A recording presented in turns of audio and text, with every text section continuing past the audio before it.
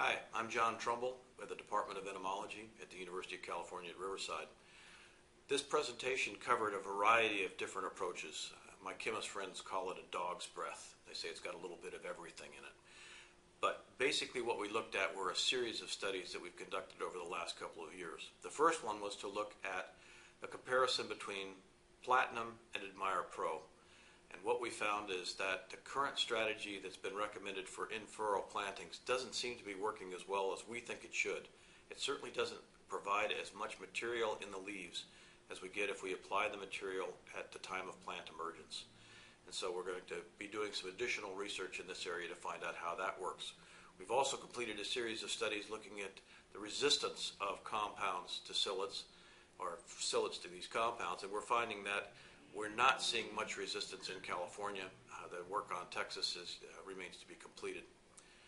We've also had a chance to look at the effect of beneficials on psyllids out in the field, and what we're finding is that the key beneficial insect that everybody wants to work with and many of the companies are trying to produce now, Tamarixia triose, is not very important in potatoes. We only have about 1% of our beneficial insects that are in that particular species category.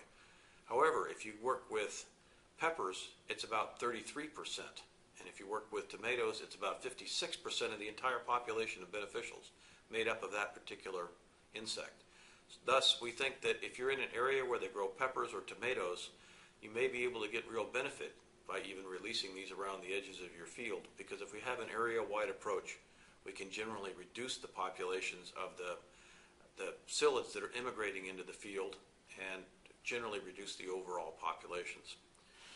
And finally, we've been looking at repellents in IPM, and we found a series of repellents that can be mixed with a wax matrix to slowly release in the field, and these are looking very promising. When we mix these with an IPM program, we find that we can get extremely good control with reduced overall costs. And we're looking at a variety of different plants that have been produced by Creighton Miller in Texas and Rich Novy in Idaho to find out, can we integrate these into an IPM program and make a better overall approach that will reduce the amount of pesticide that we have to apply, because current pesticide use strategies are fairly intense and rather expensive. And we're hoping that maybe by using some of these putatively resistant plants, we'll be able to reduce the total pesticide load in these crops.